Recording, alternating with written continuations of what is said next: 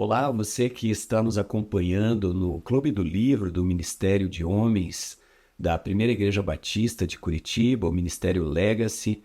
Seja muito bem-vindo a esse tempo aqui, onde a gente vai falar um pouquinho sobre esse livro que nós temos estudado, que é o livro Vença a Guerra na Sua Mente, de Greg Gruchel. E hoje a gente vai falar sobre os capítulos 6, 7 e 8. E esse capítulo 6, ele vai ainda estar neste princípio da reconexão. E ele vai trabalhar sobre a palavra meditar. E ele usa no começo do capítulo dois textos muito conhecidos. O texto de Salmo 1, onde fala que o justo, ele medita na sua lei de dia e de noite. E o texto também de Josué 1:8, que fala que não deixe de falar das palavras, né, do livro da lei e de meditar nelas de dia e noite. E o que significa essa palavra meditar? Então ele leva a entender que a palavra meditar tem o mesmo significado do ruminar. E o que é o ruminar? Ruminar, os animais que fazem a ruminação, eles levam à boca novamente o alimento. E dessa mesma maneira, o princípio da meditação deve significar para nós. Ou seja, nós devemos tirar da palavra os ensinamentos e durante o dia voltar a ela à nossa mente para trazer novos conhecimentos e aproveitar totalmente aquele alimento. Ele fala que esse princípio de ruminar tem essas duas finalidades. Uma delas seria extrair todos os nutrientes que a palavra tem. E o segundo, que é criar um novo caminho. Então, nesse princípio da reconexão, nós estamos criando novos caminhos. Então, assim, muitas vezes a nossa mente ela é habituada a pensar de certa maneira. Quando nós damos lugar à palavra de Deus e trazemos a palavra de Deus para o nosso dia a dia e procuramos voltar naqueles versículos que nós lemos e tirar dali os conhecimentos, nós estamos criando novos caminhos do pensamento. E esses novos caminhos eles vão começando a ficar pavimentados. Ele dá o exemplo do cachorro dele. Eu tenho um cachorro na minha casa e eu participo da mesma situação. Então, assim, o meu cachorro gosta de ficar correndo ali próximo ao muro. Então, numa época do ano, né, onde a gente tem mais seca, aquele trecho da grama fica praticamente sem grama.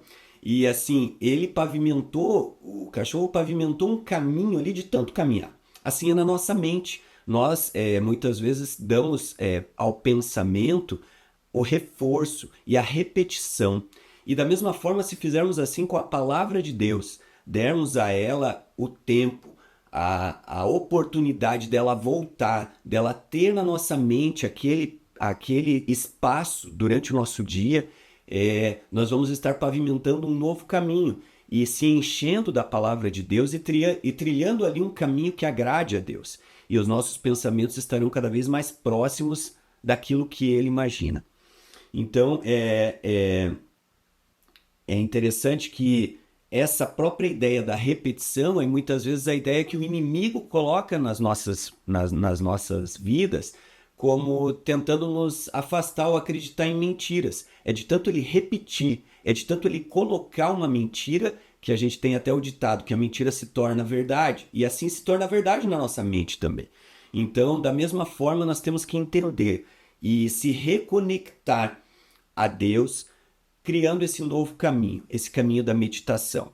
Importante que ele fala da necessidade e a dica que ele dá é de fazer isso logo pela manhã, de buscar na palavra de Deus um texto, um versículo e tirar dali as palavras, pensar palavra por palavra, pensar na frase, levar aquele versículo com você durante o dia. Assim como você olha o teu WhatsApp ali mais de uma vez durante o dia, né? Ou olha a rede social, olha aquele versículo. Dá uma olhadinha no versículo, o que o versículo tem, o que aquela palavra quer dizer, o que ela significa, o que eu posso aplicar na minha vida. Fica aí a dica desse capítulo 6 para você. Utilize a palavra de Deus, a meditação. Volte no versículo várias vezes. Crie disso um caminho para você. Com esse capítulo ele termina esse princípio da reconexão. E o livro começa um novo princípio, que é um princípio do reenquadramento. O que é reenquadramento? São coisas que muitas vezes já aconteceram ou você já passou por isso e a nossa mente precisa ser reenquadrada. E no capítulo 7 ele vai trabalhar sobre as lentes e filtros. Então, quem usa óculos, né, sabe que muitas vezes a gente é enganado, né, pela nossa visão. Muitas vezes nós temos uma miopia, um astigmatismo, e muitas vezes a gente é enganado nas letras de uma placa, muitas vezes a gente é enganado nas cores, né? E da mesma forma, no nosso pensamento, muitas vezes nós temos algumas lentes que precisam ser reenquadradas. E dessas lentes, ele leva a um conhecimento da psicoterapia, onde os psicólogos falam que nós trazemos um preconceito cognitivo. E muitas vezes esse preconceito até nos dificulta de entender algumas figuras da própria Bíblia. Entre elas, por exemplo, a figura do pai, né? Onde muitas vezes nós tivemos um mau exemplo de um pai, ou até um pai distante, e muitas vezes quando Deus se revela como pai, nós não temos todas as cores que Deus gostaria que nós entendêssemos da paternidade.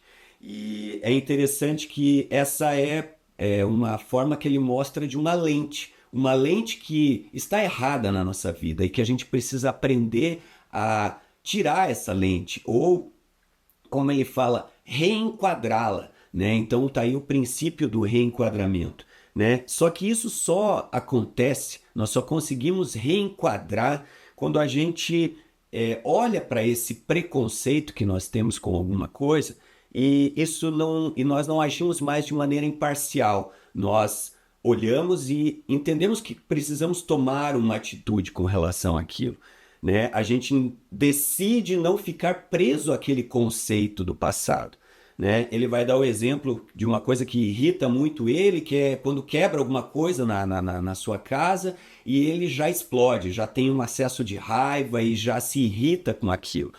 E ele traz ali no livro as razões do passado pelas quais isso acontece, mas a ideia é ele entender que isso é um conceito errado, é uma lente que ele vê aquela situação de forma errada. E aí ele vai dar uma dica.